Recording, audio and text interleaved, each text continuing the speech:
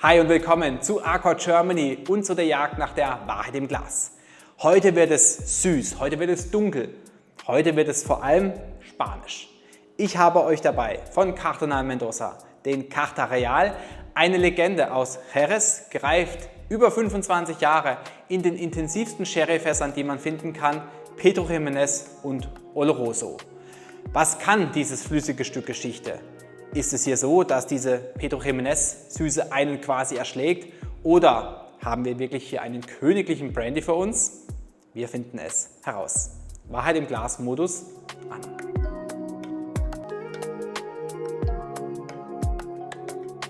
Und wir haben jetzt hier bereits die zweite Abfüllung von Cardenal Mendoza. Das erste war ja die Standardabfüllung.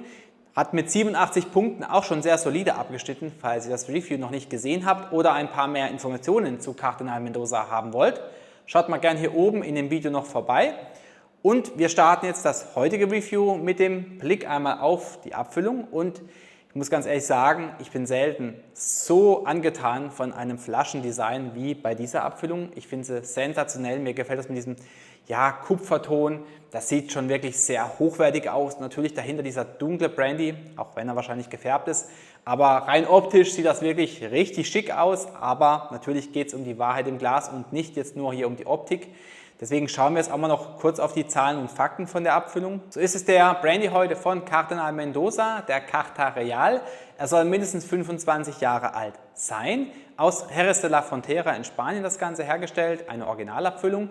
Und sie verwenden jetzt hier ausschließlich Oloroso und Pedro Ximénez Sherryfässer für die Reifung.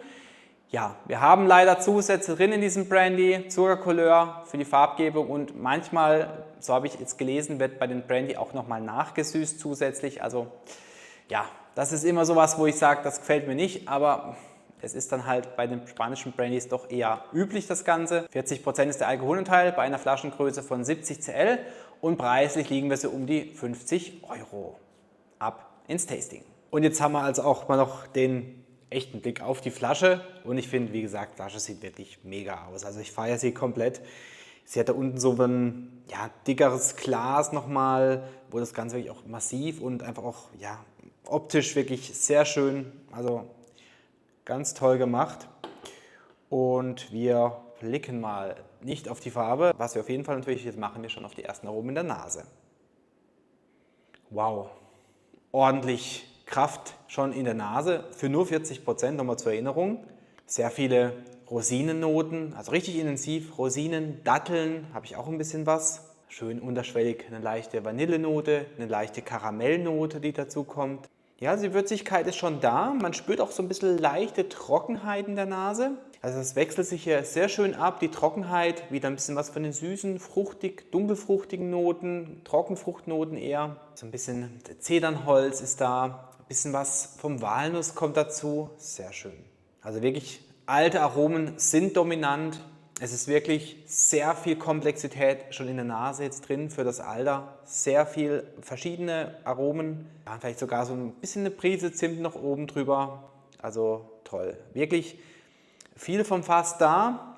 Ein bisschen die Trockenheit vom Fass da. Aber diese Trockenfrüchte machen das Ganze dann doch angenehm. Nicht zu trocken. Also wirklich sehr schöne Zusammensetzung hier der Aromen.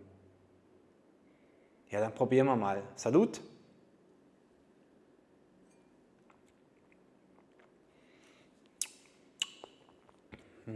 Sehr schön. Also im Geschmack wirklich wunderschön auch hier. Richtig so eine süß-ölige Textur. Dann kommen auch wieder hier die Trockenfrüchte, wieder die Datteln. Richtig dominante Dattelnote jetzt im Geschmack.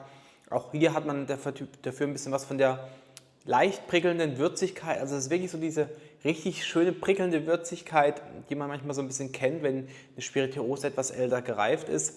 Dann ist es auch ein bisschen wieder das Karamell da. Haselnuss. Schöne Haselnussnoten sind da.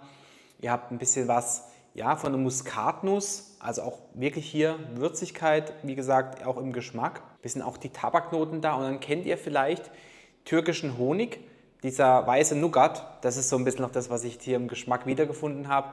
Also auch hier geschmacklich viel drin, viel Komplexität, das Fass ist da, die Trockenfrüchte sind da und dann geht es in den Abgang über und der Abgang ist erstaunlicherweise recht lang. Es kommen dann jetzt hier dafür auch wieder die Rosinen zurück.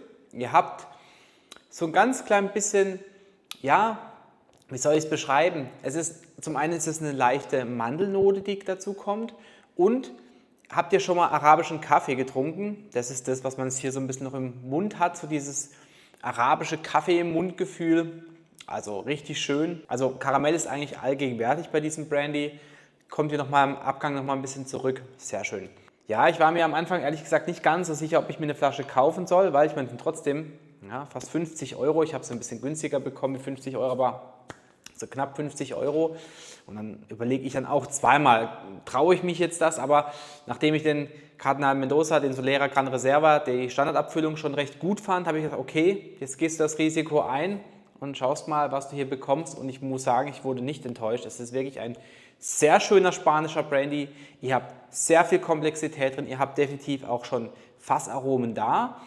Also vielleicht, wenn ihr jetzt euch manchmal schwer tut mit ein bisschen den holzlastigen Aromen oder dass euch dann manchmal zu viel ist das Holz, je nachdem von dem Alter der Reifung, dann würde ich eventuell eher abraten, denn das Holz, es ist da, es ist präsent, aber jetzt zu keinem Zeitpunkt dann auch im Abgang jetzt nicht bitter. Dann sind es eben viele alte Aromen, die Trockenfrüchte sind wirklich sehr dominant auch dann hier. Für auch 40% hat er ein Wahnsinnsvolumen, einen schon schönen Antritt und auch das hier Finish ist es wirklich schön gemacht, dass das Ganze hier doch recht lang ist, was man ja bei 40% oftmals dann so ein bisschen das Problem hat, dass dann der Brandy in dem Fall hinten raus dann so ein bisschen verliert, aber nee, also der hat noch genügend Kraft für seine nur 40%. Wir schauen noch ganz kurz auf die Punkte am Ende. Ich gebe ihm für die Nase und auch den Geschmack jeweils 22 wunderschöne Punkte. Für mich persönlich muss ich sagen, hat mich doch am allermeisten überrascht das Finish. Mit 23,5 Punkten. Finish fand ich sensationell gut. Und ich gebe ihm nochmal für den Gesamteindruck auch nochmal 22,5 Punkte. Und dann haben wir am Ende 90 Punkte. Er schafft die 90, ja. Ich finde, er ist es wert. Und lasst mich mal gerne wissen, es gibt ja doch einige spanische Brandys. Habt ihr da einen Favoriten? Oder habt ihr den mal zufällig probieren können? Schreibt es mal gerne in die Kommentare rein, wie da euer Eindruck war oder generell zu Cardenal Mendoza, was sind da eure Erfahrungen? Es kommt dann demnächst noch der, ich glaube Nebula heißt er, wenn ich es jetzt noch richtig weiß. Also es kommt nochmal eine Abfüllung von Cardenal Mendoza. Schaut mal gerne da auf meiner Website vorbei, bei den Different Reviews, da ist es gelistet, wann der dann auch noch kommen wird. Und leider schon wieder am Ende von dem heutigen Review. Ich hoffe sehr, es hat euch gefallen. Dürft gerne einen Daumen nach oben da lassen und natürlich auch nicht vergessen, meinen Kanal zu abonnieren. Ich wünsche euch eine schöne Zeit. Wir sehen uns beim nächsten Review wieder. Macht's gut. Cheers.